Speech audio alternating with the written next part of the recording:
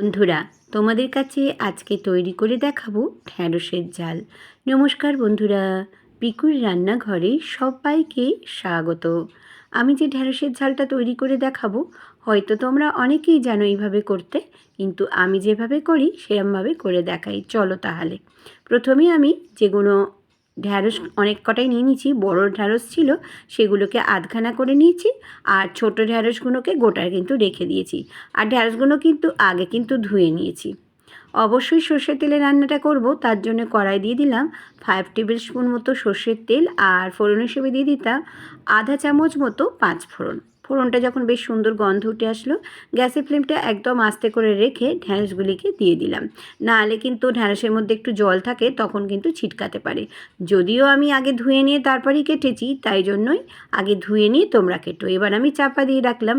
কিছু মশলা বেটে নিয়ে নিলাম 1 চামচ সাদা সর্ষে, তোমরা সাদা সর্ষের জায়গায় কালো সর্ষেও নিতে পারো। 1 চামচ পোস্ত দানা আর 1 চামচ চারমগজ, আর 2টো কাঁচা লঙ্কা দিয়ে আমি ভালো করে মিহি পেস্ট করে নেব।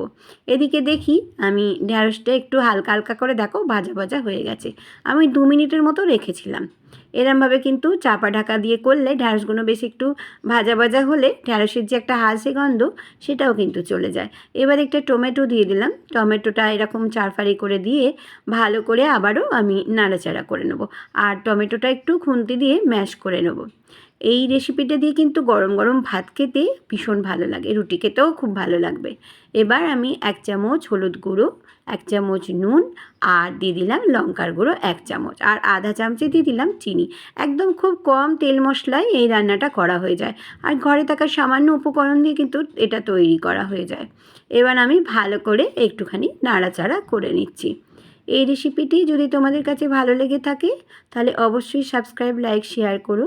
নিচে থাকা বেল বাটনটা প্রেস করে দিও, যাতে নতুন নতুন রেসিপি বা ব্লগ তোমাদের কাছে প্রথমেই পৌঁছে যায়। আমি কিন্তু বেশ ভালো করে নাড়াচাড়া করে নিয়ে একটু কষিয়ে নিচ্ছি। একটু কষা করে করলে খেতে বেশি ভালো লাগে। এবারে দেখো তেল কিন্তু ছেড়ে এসছে। এবার আমি অল্প করে জল দিয়ে দিলাম, বেশি কিন্তু জল দেবো না এখানে। দিয়ে এবার আমি চাপা দিয়ে রাখলাম। আমি ঠিক 5 মিনিট বাদে আবারও ফিরে এলাম। আর সব শেষে কিন্তু এটা দেবে, যেটা আমি বাটনাটা বেটে রেখেছিলাম, আগে কিন্তু একদমই দেবে না। এবার আমি ভালো করে নাড়াচাড়া করে নিয়েছি, দেখো একদম কিন্তু সেদ্ধ হয়ে গেছে। এবার আমি যেটা মশলাটা বেটে রেখেছিলাম সেটা দিয়ে দিলাম, সেটা আমার দেখানো হয়নি।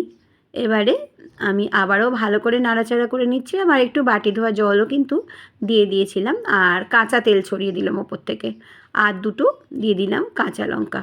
ব্যাস, এবার আমি স্ট্যান্ডিং টাইম করে রেখে চাপা দিয়ে তোমাদের কাছে লুকসটা দেখাচ্ছি। দেখো বন্ধুরা, কী সুন্দর দেখতে হয়েছে। ভাত দিয়ে খেতে কিন্তু বন্ধুরা ভীষণ ভালো লাগে, আর যদি রুটি দিয়ে খাও তাতেও কিন্তু ভালো লাগবে। নিরামিষ দিনে তোমরা এই ঢ্যাঁড়সের ঝালটা বাড়িতে অবশ্যই তৈরি করো। আমার ফেসবুক, ইনস্টাগ্রামে পিকুর রান্নাঘর আছে, চাইলে সেখানেও কিন্তু তোমরা সদস্য হয়ে যেতে পারো। আর নতুন বন্ধুদের আমার চ্যানেলে স্বাগত, পুরনো বন্ধুদের অনেক অনেক ধন্যবাদ, ভালোবাসা, তারা আমার এতদিন ধরে থাকার জন্য সঙ্গেতে।